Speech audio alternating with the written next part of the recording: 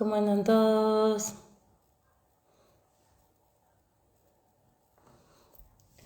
Bueno, hoy vamos a estar charlando con Irene. Irene es política, es mamá, ella tiene epilepsia y tiene un hijo con epilepsia. A ver, creo que la veo por acá, a ver si lo podemos unir. Aquí está. Vamos a ver si se une. A ver si Irene se une. Hola, Hola Irene, ¿cómo estás? muy bien. ¿Cómo estáis Qué todos bueno por tenerte. ahí? Bien, muy bien. Gracias por esta charla. Gracias, gracias. Nada, pues muchísimas gracias a ti, que eres una genia. Tú sí que eres una genia. Que No, empezaste de nada y mira lo que tienes montado ahora. Ayudas, no, bueno. ayudas muchísimo a muchísima gente y yo te sigo siempre desde que empezaste y bueno, has hecho un imperio casi. No, en serio. Enhorabuena. No, no, no, cero, cero imperio. Pero sí, y esto es muy importante resaltarlo, esto es gracias a la ayuda de muchas personas, vos, entre otras. Así que bueno, ojalá se vayan sumando más personas y que apoyen a este espacio para que sigamos creciendo. Así que bueno, agradecerles a todos. Bueno, ¿te parece que vayamos empezando? Cuando tú quieras, tú mandas. Bueno, déjame presentarte porque estoy feliz de presentarte, Irene. Bueno, primero que nada, esta entrevista la hacemos en el marco del Día Nacional de la Epilepsia, que se celebra en un montón de países. Así que bueno, estoy feliz de tener esta charla con vos. Y bueno, contar un poco sobre Irene. Eh, Irene es mamá, es abuela y es política también. Le vamos a estar preguntando un poco sobre eso. Irene nació Bueno, decimos tu fecha de nacimiento, Irene. Sí, sí, cuando quieras, sí, lo que quieras, sí, sí, no tengo Bueno, secretos. De momento no tengo bueno, secretos.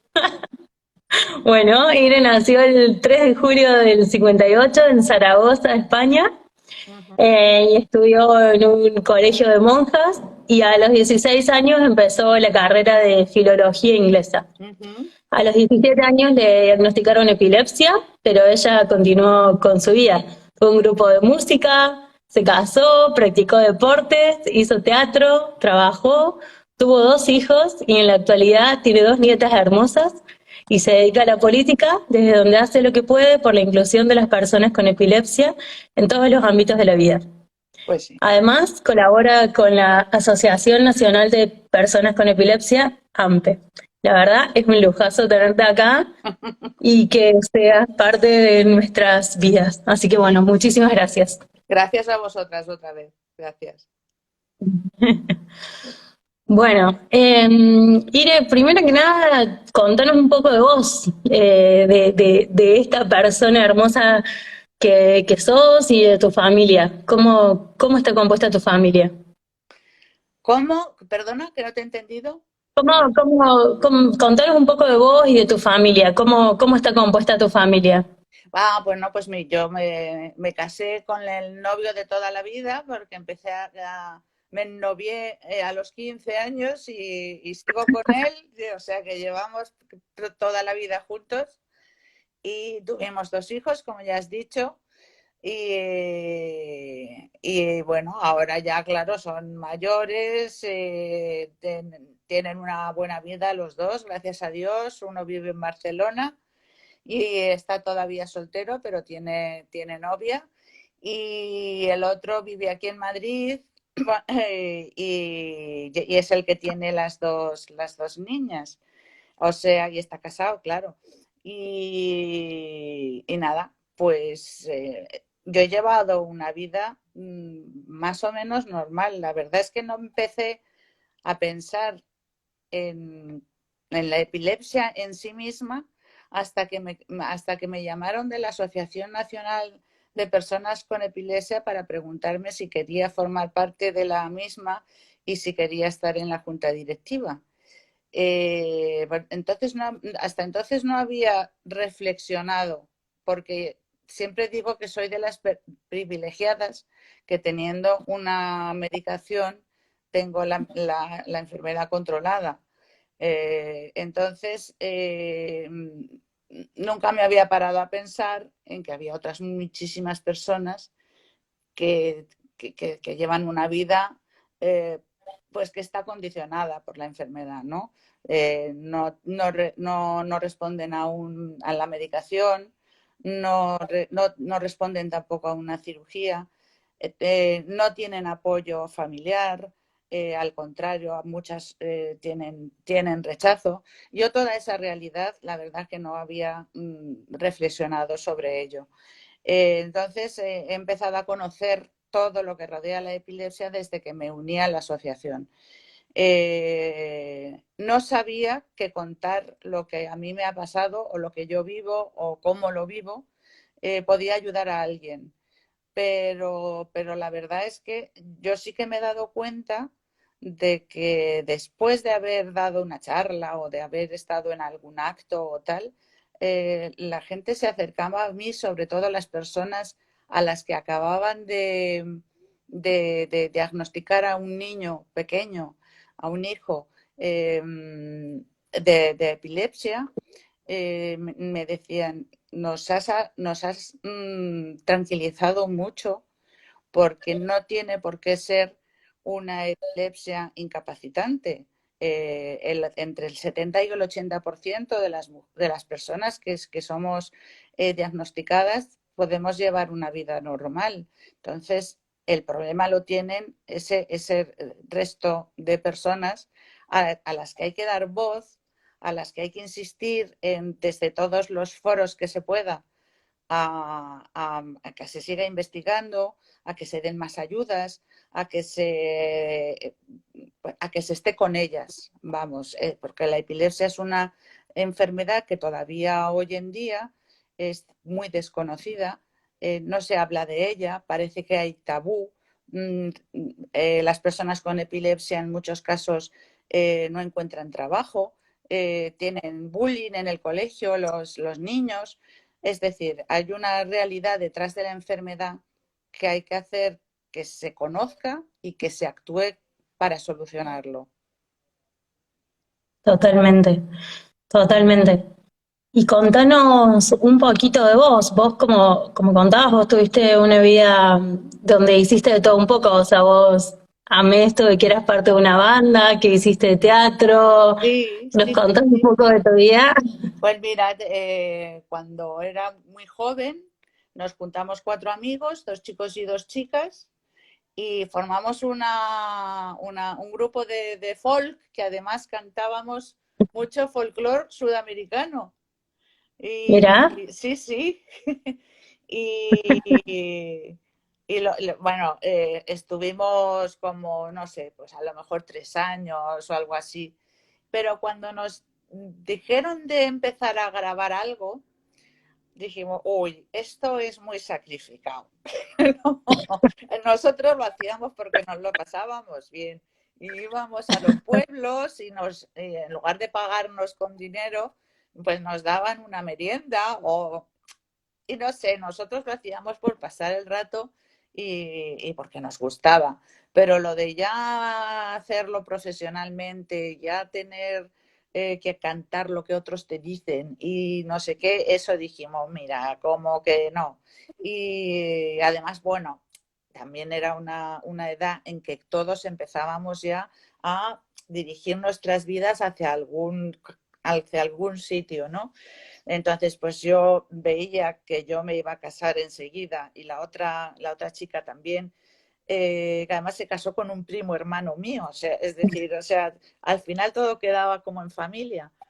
Y dije, uy, esto va a durar poco, porque vamos a tomar caminos distintos todos en un año, en 2 años. Y entonces decidimos que no nos interesaba. Y sí, lo del teatro, pues también cuando estaba viviendo en La Coruña, porque vivimos durante 17 años en Coruña, nada más casarme, yo me casé con un zaragozano también, pero nos fuimos a Coruña, que está en Galicia, está ahí en la costa, eh, atlántica, de España.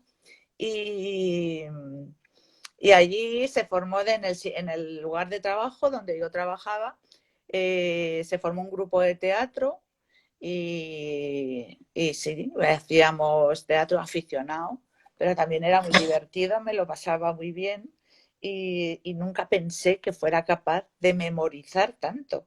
Eh, Claro, sí, sí, pero dije, yo pensaba que no iba a ser capaz y sí, y lo pasábamos muy bien también, éramos aficionados.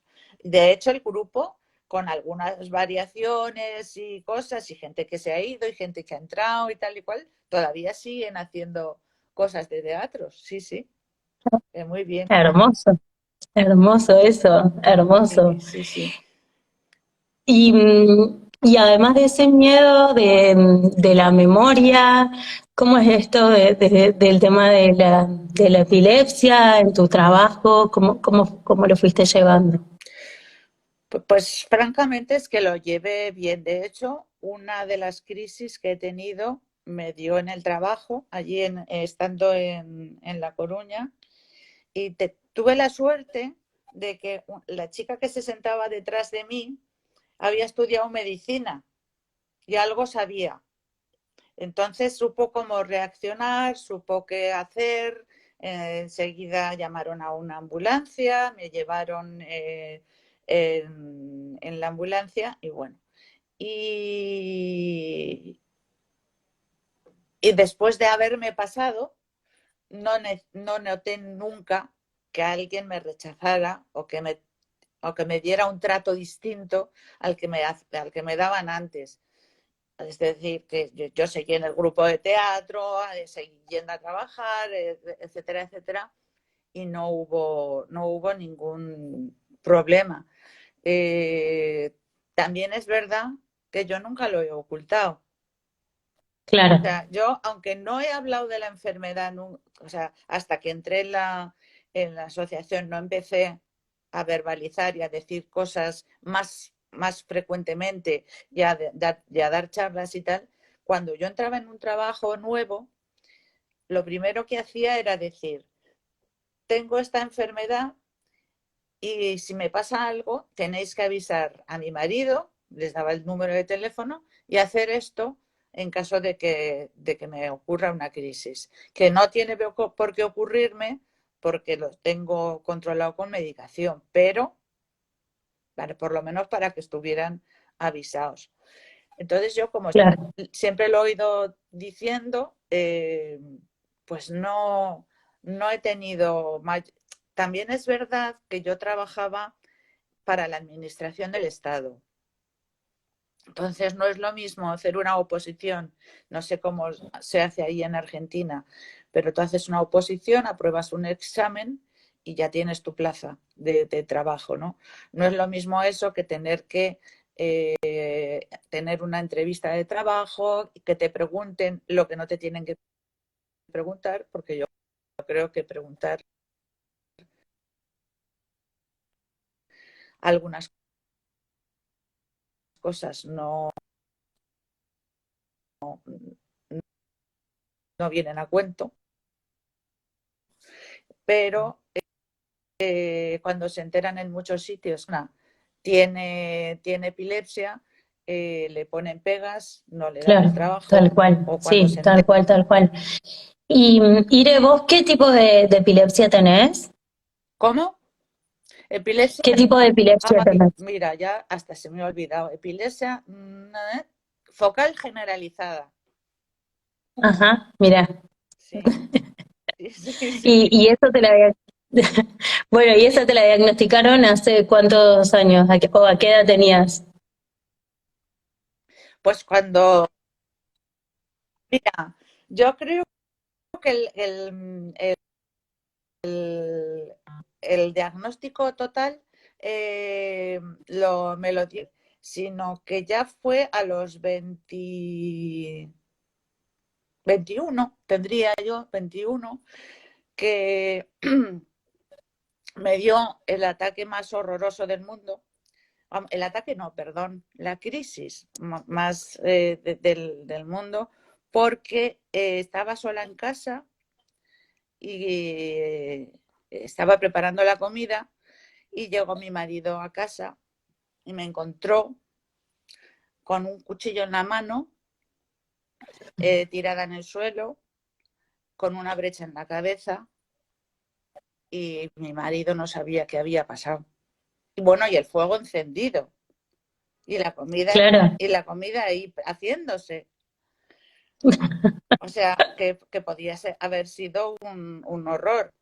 Y claro, entonces me llevaron a urgencias, evidentemente llamamos a una ambulancia, me pusieron un buen vendaje en la cabeza muy aparatoso, me llevaron al hospital y allí estábamos viviendo ya en La Coruña.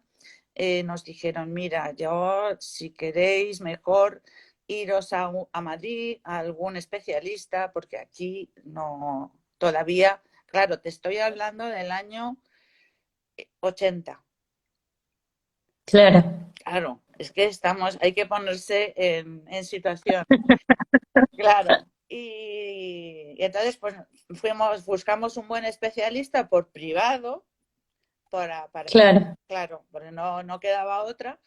Y entonces ese especialista pues ya me hizo el diagnóstico total, eh, y empezó a tratarme, me cambió la medicación que tenía hasta entonces y empezó a tratarme y estuvimos juntos pues casi veintitantos años. No llegamos a celebrar las bodas de plata porque el pobre señor se murió.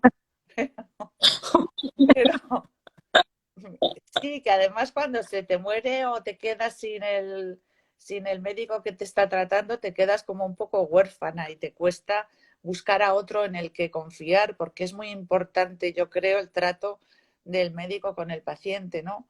Y totalmente. sí, sí, y entonces me costó, ahora me lleva otro que también nos llevamos muy bien y tenemos confianza, pero como con aquel no es, ¿eh? Como con aquel no es. No, no es lo mismo. No, no es lo mismo. No van a llegar a las bodas.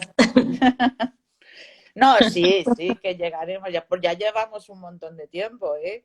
Ya llevamos un montón de tiempo. Ya no te sé decir los años, pero muchos. Bueno, me alegro que tengas esa confianza con tu médico. Está buenísimo y la importancia de eso, ¿no? ¿Eh? La importancia de la confianza con el Es médico. muy importante, es muy importante. Yo creo que la confianza con el médico hace que tú tengas más confianza en ti mismo. Sí, Totalmente. mm, sí, Sí, sí. sí, tal cual, tal cual. Te da fuerza, te da, no sé, te-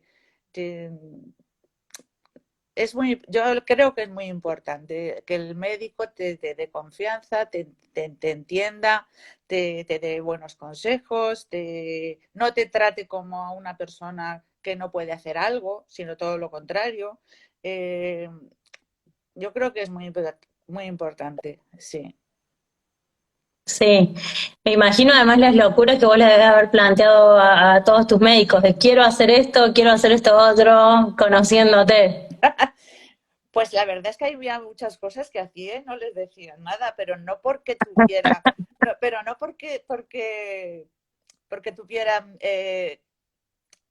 la necesidad de que tenía que decírselo, sino porque yo pensaba que no pasaba nada. Es decir, yo cuando empecé a montar a caballo, no, no le dije nada, no pensé que eso pudiera tener ningún problema. Y luego, si alguna vez ha salido en la conversación, me ha dicho, ¿y qué problema hay? No hay ninguno. Es decir, el mismo que puede tener otra persona que no tenga tu enfermedad. Tú mientras te tomes la medicación, duermas 8 horas y no bebas alcohol, es que puedes hacer lo que quieras. Claro, hay cosas que lo que no puedes hacer es hacerlas sola. Por ejemplo, yo no me meto en una piscina o en una pileta, como decís vosotros, si estoy sola, o en un río o en el mar. No me baño sola. Siempre me gusta estar con Claro, alguien. claro. pero montar a caballo, bueno, yo me pongo mi casco y ya está. Claro, hermoso. Acá hay una pregunta que está muy buena, Aire, que hace un usuario, Gerard, que pregunta qué consejo le darías a los adolescentes. Pues a los adolescentes, claro, es una edad muy complicada, sobre todo si les diagnostican en ese momento. Si ya vienen diagnosticados de antes, pues yo creo que les es un poquito más sencillo porque ya están acostumbrados a tomarse su medicación y todo eso, aunque se pueden volver rebeldes y no querérsela tomar, porque lo que quieren es ser iguales que el resto y beber y divertirse y tal. Pero yo les voy a hablar de mi hijo. A mi hijo le diagnosticaron de epilepsia con 11 años, ¿vale? Y además vivíamos en Argentina, eh, entonces para mí, como madre, fue un disgusto muchísimo más grande el diagnóstico de epilepsia de mi hijo que, que yo tuviera epilepsia, porque yo lo tenía tan asumido, era tan natural en mí y tan tal que es que pues ya te digo que es que no lo pensaba. Y entonces yo me decía el médico, pero ¿qué más te da si tú sabes que te puedes llevar, que puedes llevar una vida normal? Tú, precisamente tú, eres la que mejor lo sabe. Y yo decía, sí, sí, yo lo sé, pero es que yo quiero que mi hijo esté sano, como cualquier madre o como cualquier padre quiere que su hijo esté sano y que no tenga que sufrir por una enfermedad. Y bueno, hasta que lo acepté, porque además los padres en ese momento se vuelven como muy protectores, a veces demasiado. Y yo tenía que luchar contra mí misma para no estar todo el día pendiente y dejarle salir y dejarle entrar, confiar en él. eh, y entonces yo de vez en cuando le preguntaba, digo, oye, ¿qué tal lo llevas? No sé qué, echas mucho de menos no poder ver tomar alcohol. Y dice, no, mamá, dice, yo la verdad es que no. Y digo, ¿tus amigos qué te dicen? Dice, pues mis amigos yo les he explicado y la verdad es que no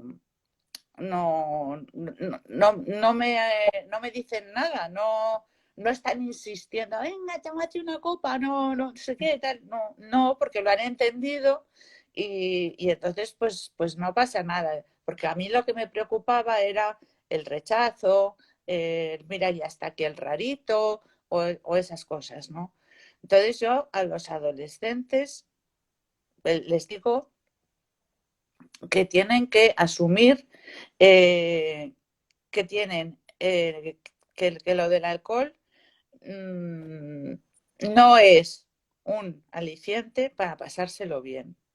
Se puede pasar muy bien siendo espectador. Yo he sido espectadora toda mi vida y, y además que te quiero decir que si después salen y uno de los amigos bebe más de la cuenta, pues tú vas a estar ahí siempre para echarle una mano. Es decir, eh, tienes que asumir, tienes que coger otros roles en los que tú te sientas bien, que te puedes divertir igual sin tomar el alcohol eh, y sentirte uno más de ellos. Además, ahora como hay tanta gente que si no bebe alcohol por convicción, pues oye, pues tú no bebes alcohol, primero porque a lo mejor si lo probaras no te gustaría y segundo pues porque, oye, estás tomando una medicación que no tal, pero hay que explicárselo de manera que ellos entiendan que las cosas tienen que ser así. Eh, mira, y luego además mi hijo, eh, pues que también puede ser que tuviera más facilidad para adecuarse a su situación, porque me había visto a mí toda la vida en casa. Y yo no, Claro, claro, y yo no, No bebíamos, no bebía. Y mi marido tomaba su vino en la comida, sus copitas cuando tocaba, y yo no bebía, no pasaba nada. Entonces, claro. quizá por haberlo vivido en casa, él lo tomaba como lo más natural del mundo. Y después tuvo la suerte de que cuando tuvo 24, 25 años, el médico, como ya llevaba mucho tiempo sin ninguna convulsión y sin eso, pues dijo, vamos a tratar de irte quitando la medicación, a ver qué pasa. Entonces le fue quitando la medicación hasta quedar sin nada, y cuando ya llevaba un año sin medicación y sin crisis, lo dio por curado. Y Buenísimo. ahora ya tiene 33 y sigue bien. O sea Qué que bueno. Qué eso bueno es, eso. eso es una suerte muy grande. Seguro, seguro, seguro. Pero que Y quizás también fue porque él siguió todas las recomendaciones. Es decir, yo no sé qué habría ocurrido si él no las hubiera seguido. Él las siguió todas al pie de la letra. claro. ¿Y él te hacía preguntas a vos? ¿Cómo lo acompañaste vos en ese proceso? Pues, ¿cómo lo acompañé yo en ese proceso? Pues es que vuelvo a decir lo mismo. Yo creo que él ya lo tenía muy conocido porque estaba en casa. Ya tenía 11 años. Hombre, no era todavía muy mayor, pero sabía que su madre tenía epilepsia. Entonces, eh, eh, le expliqué un poco, o le explicamos entre su padre y yo lo que podía, lo que no podía hacer, que tenía que ser muy consciente de tomarse la medicación, y lo que intentamos hacer fue, uno, muy importante, confiar en él, y dos, dejarle las alas libres. Es decir, si, Hermoso. si él decía, es que van a hacer una excursión a no sé dónde, pues yo le dejaba ir. Si tenían que hacer noche, hablaba con las personas que iban a estar allí para explicarles y decirles, oye, pasa esto y no sé qué. Pero siempre dejándole ir, participando en todo lo que hacían sus compañeros, haciendo todo lo que... todo. Cuando peor lo pasé fue cuando empezó a ir a la universidad, porque claro, ya era más adulto, ya era una persona más mayor. Eh, entonces, además, tenía que coger el metro, y mi mente iba más deprisa que la realidad. Yo pensaba, ay, Dios mío, como le dé una crisis en el andén del metro y se caiga a las vías. Bueno, lo que yo me imaginaba en la mente era horroroso, lo peor de lo peor. Pero no por eso dejamos de dejarle ir a la universidad, de que hiciera sus cosas, porque la vida tiene que seguir, y además es que la vida es su vida, no es la mía, es su vida, y tiene pues, que poder hacer las cosas que él quiera hacer, y siempre teniendo él la capacidad de saber y de entender qué es lo que le pasa y qué es lo que tiene que hacer. Es súper importante esto que estás diciendo, Ire, porque esta separación entre los miedos de los padres y los miedos de la persona con epilepsia, esto pasa muy seguido lo vemos muy seguido, y por ahí vos que estás de los dos lados, del lado de la persona con epilepsia y del lado del padre de una persona con epilepsia, por ahí lo ves desde los dos lados, y me gusta esto como vos lo planteás de me daba mucho miedo que mi hijo se tome el metro, pero no me daba miedo yo tomarme el metro, cuando los dos corríamos los mismos riesgos. Es verdad, es así, es así. Yo hacía cosas que luego digo, pues no, pero bueno, si yo estoy cogiendo el coche, es decir, yo conduzco mi propio coche, porque como no tengo crisis, las tengo totalmente controladas. Bueno, la última que tuve, igual la tuve hace 20 años. O sea, que es que soy una claro, privilegiada, pero también soy una privilegiada porque hago todo lo que me han dicho. A mí me han dado crisis cuando han intentado quitarme la medicación o cuando alguna vez se me ha olvidado tomar la medicina. Solamente me dan crisis entonces.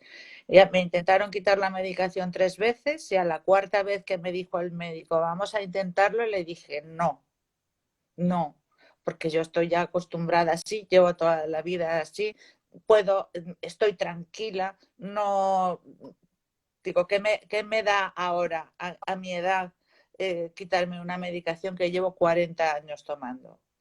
Digo, si es que no me claro. va a dar nada. Entonces, digo, ya a estas alturas prefiero estar tranquila que andar probando.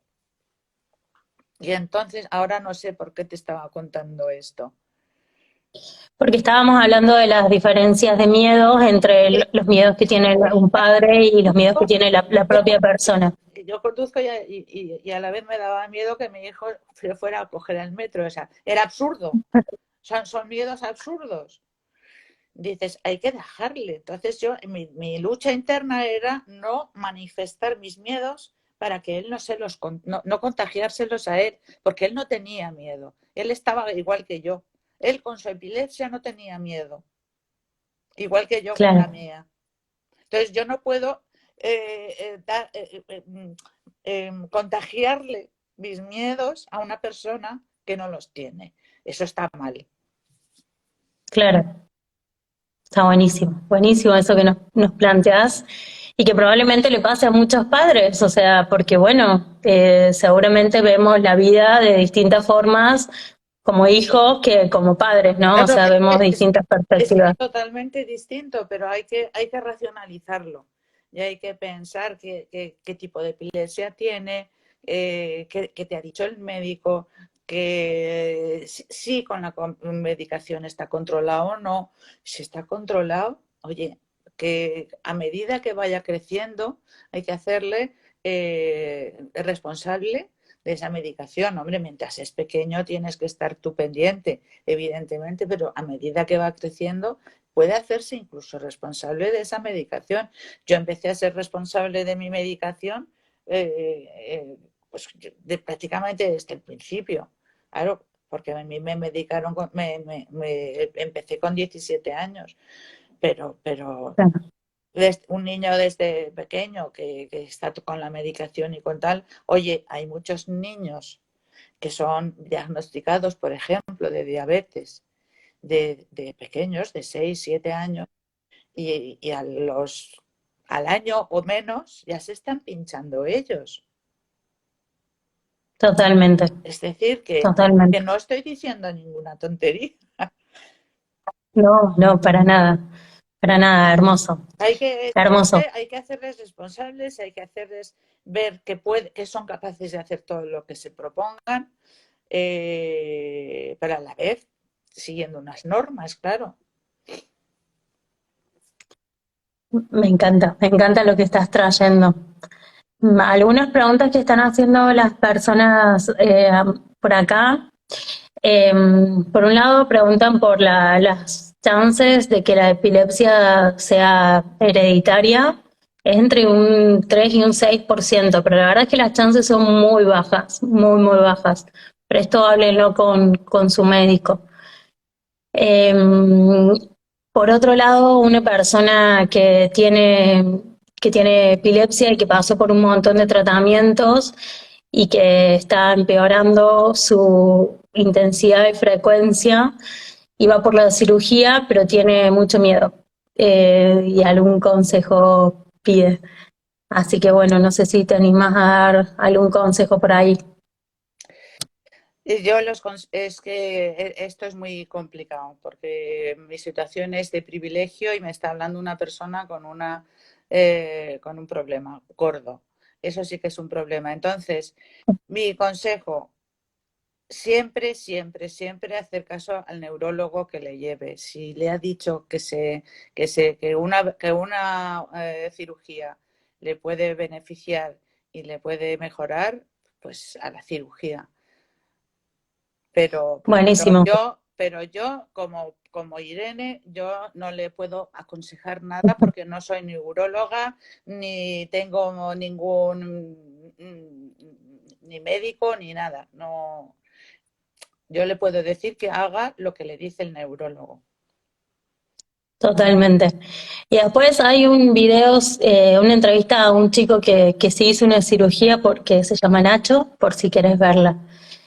Esta pregunta que también está muy buena, que es, ¿los hijos de mamás con epilepsia deben ir a terapia? ¿Cómo fue el proceso tuyo de contarle a tus hijos sobre tu epilepsia? ¿Cómo lo llevaron? ¿Cómo fue todo eso? Muy natural.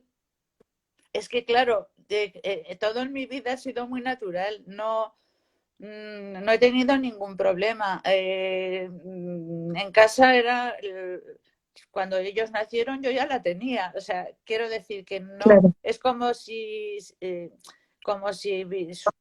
me hubiera faltado un brazo, pues ellos lo habrían visto normal. claro, tal cual. Es lo que viven desde pequeños. Si es después, pues hacerles ver que es una cosa también con la que se vive, con la que se tal, con la que se tiene una enfermedad, cualquier otra que no le va a impedir quererles, que no le va a impedir hacer las cosas por ellos que sean necesarias.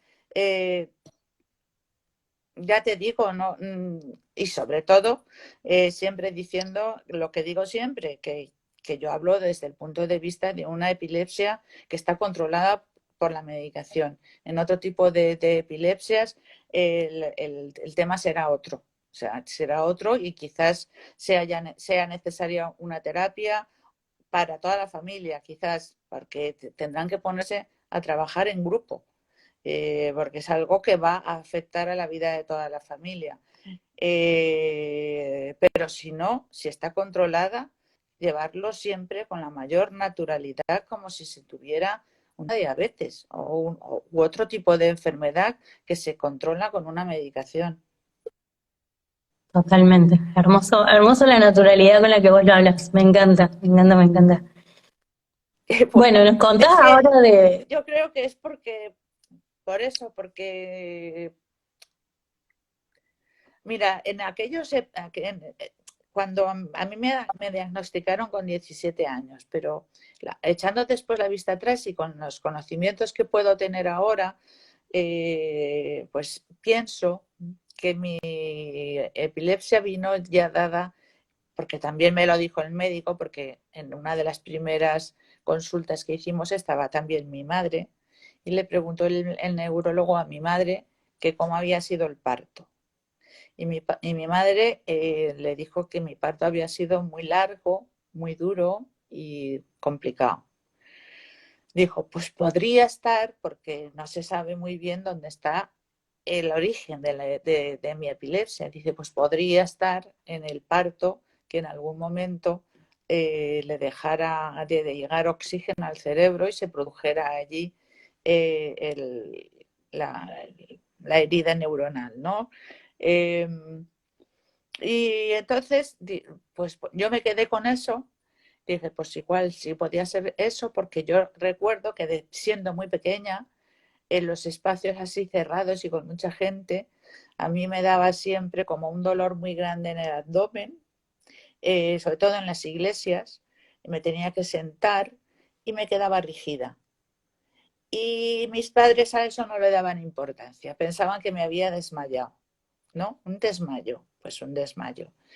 Pero claro, luego he ido sabiendo y digo, pues esto podía ser un aura, podía ser una crisis no convulsiva, porque claro, hay mucha gente que la epilepsia la relaciona solo con las convulsiones, pero hay muchos más tipos de epilepsia que no son convulsivas.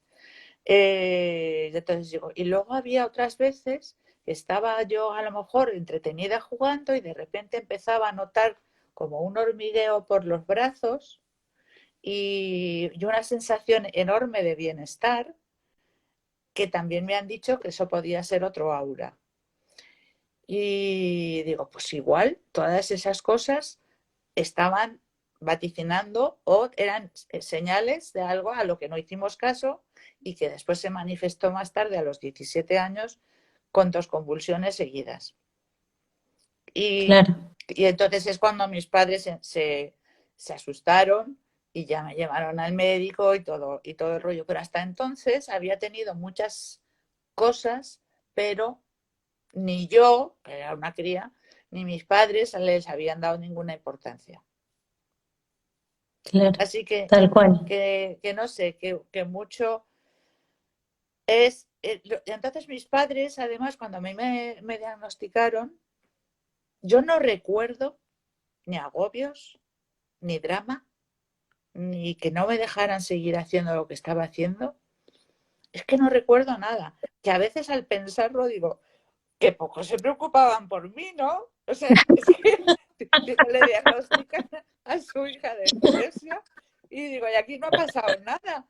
Pero luego digo, pues es que se lo tengo que agradecer porque quizás eso es lo que a mí me ha ayudado más a llevar una vida normal, porque, porque es que es lo que he hecho. He llevado una vida totalmente como cualquier otra persona y lo único que tenía que hacer era tomarme la medicación, dormir 8 horas y no tomar alcohol. Pues chico, tampoco es santo, ¿no?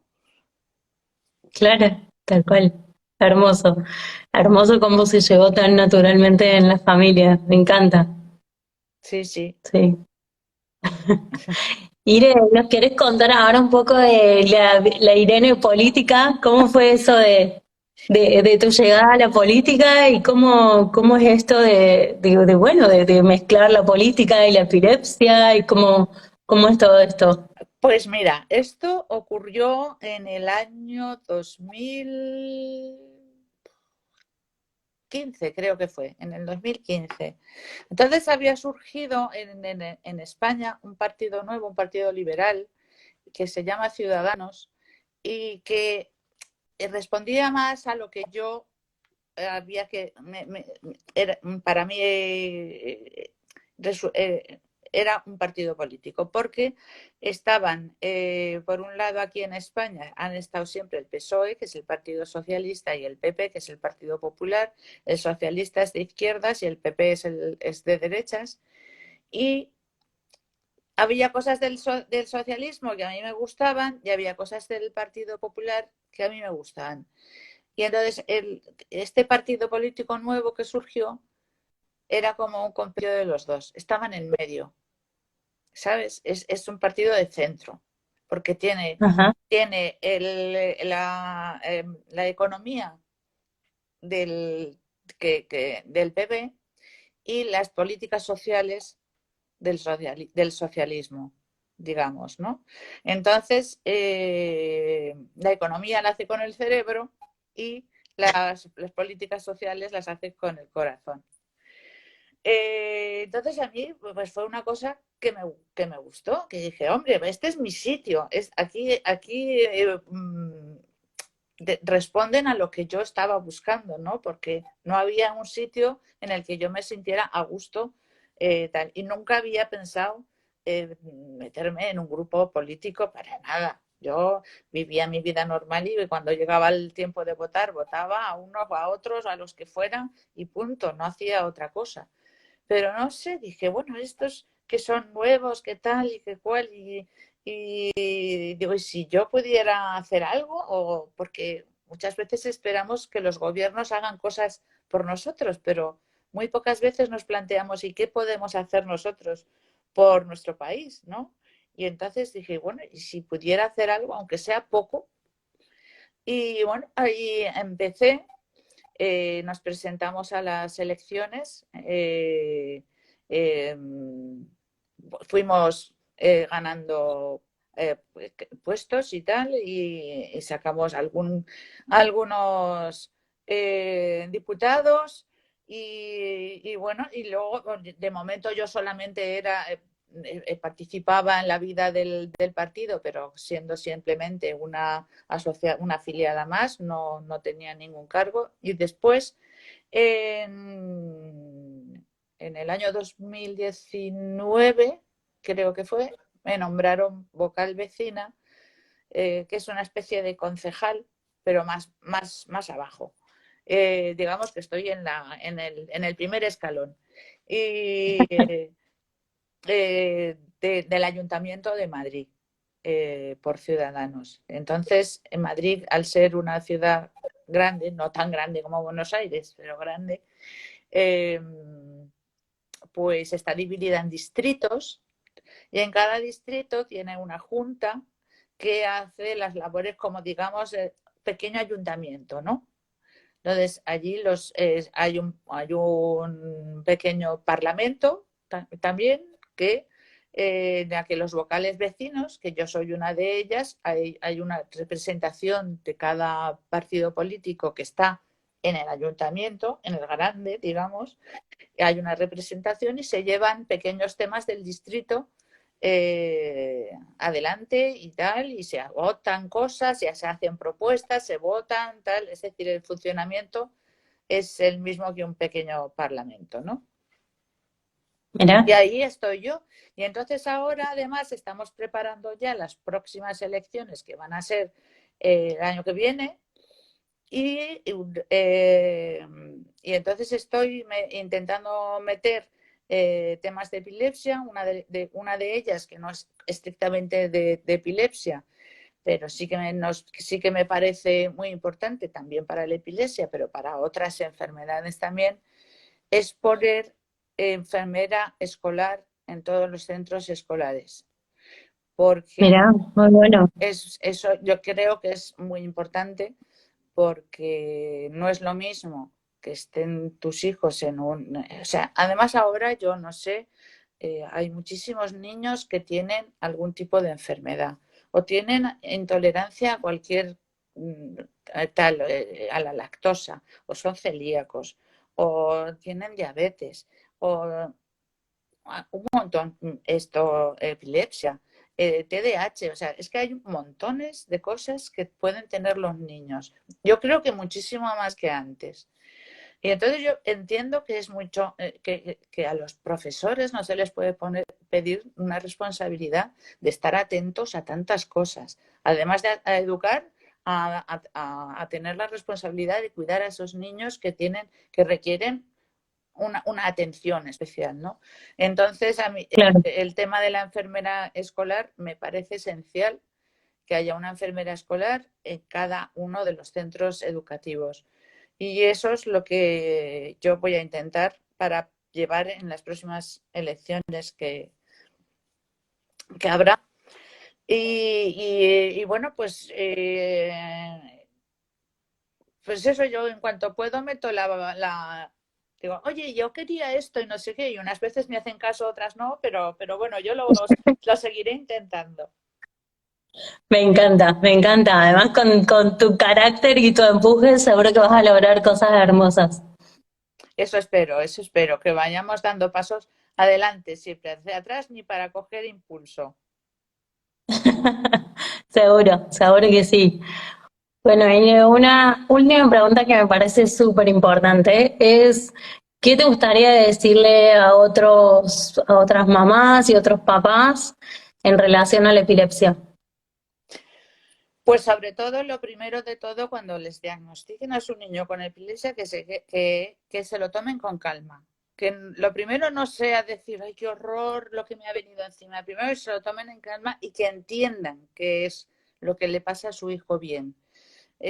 Porque sigo diciendo lo mismo. Si es una epilepsia que se puede controlar con medicamentos, su hijo puede tener una vida totalmente normal. Enseñarle a su hijo que es una persona igual que era antes de estar diagnosticado de epilepsia, que es igual que sus amigos les puede pasar otra cosa distinta y no por eso van a dejar de ser sus amigos o los niños que eran hasta hoy. Entonces, él es igual o ella. Eh, que ellos asimilen también que su hijo puede hacer todo lo que quiera, sobre todo eso, si es una enfermedad, si es una epilepsia controlada con medicación.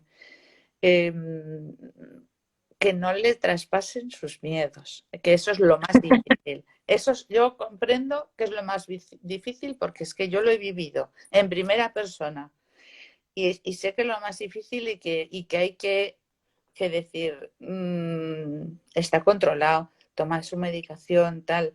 Digo, es que hay que dejarle vivir, es que si no, le estamos cortando las alas y no le estamos dejando ni que madure, ni que se responsabilice.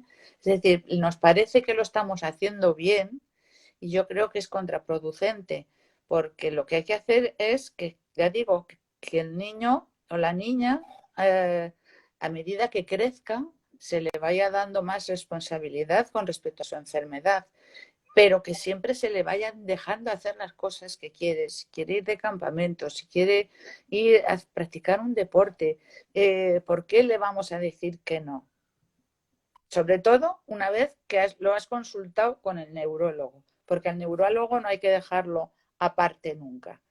Y si tienes una duda, a la mejor persona a la que le puedes preguntar es a tu neurólogo. Una persona que tiene epilepsia puede hacer como yo, decirte lo que a ella le ha pasado, pero seguramente, a lo mejor lo que a ella le ha pasado o cómo lo ha vivido o esa epilepsia que ella tiene no es exactamente la epilepsia que tiene tu hija o tu hijo y entonces no servirte de mucho lo que ella te diga. Eh, siempre, siempre, siempre, ante cualquier duda, consultar al neurólogo. Yo eso de verdad que es lo más importante. Y una vez que dirían, no, esto está controlado con la medicación y tal y cual, no sé qué, entonces sí, entonces dejarles que vivan y que, y que su vida sea lo más llena posible. Irene, bueno, muchísimas, muchísimas gracias por estas palabras. Gracias por esta charla de hoy. Te están diciendo, te están mandando muchos mensajes de amor. Así que bueno, Pues muchísimas de gracias verdad, a todos. Yo es que no los estoy leyendo porque estoy atenta a lo que digo y a lo que me preguntas y digo, pues, si digo ya los mensajes me voy a perder. Y así que muchísimas gracias a todos y espero haber ayudado al menos a una persona y que con eso ya me doy por satisfecha. Y mucho ánimo a todos los que tengáis epilepsia o a los que seáis padres de niños con epilepsia. Tomároslo con calma, razonarlo todo. Y bueno, aquí tenéis a una abuela que lleva toda su vida con la epilepsia y dando guerra. O sea que un beso a todos. no, aquí es una genia total, negrosa, una genia total, y una inspiración para todos, creo, para los que tenemos epilepsia, para los que no, para todo el mundo, porque la verdad que eso es nada, un ejemplo para todos. De verdad te agradecemos un montón, montón, un montón por esta charla. Agradecer a todos los que se unieron y que mandaron sus preguntas y sus comentarios, porque fueron sumamente enriquecedores. Y bueno, nos estaremos viendo pronto. De verdad, Ire, gracias porque cada vez que charlamos para mí es un placer enorme. Así que muchas, muchas gracias por esto. Muchas gracias, Ivana. Muchas gracias a ti, que ya te digo que haces una labor maravillosa y que has crecido un Bueno, montón como persona. Muchísimo. ay, bueno, muchas gracias. Gracias inmensas, Ire. Besote enorme. Espero verte pronto. Adiós, adiós a todos, adiós. Adiós.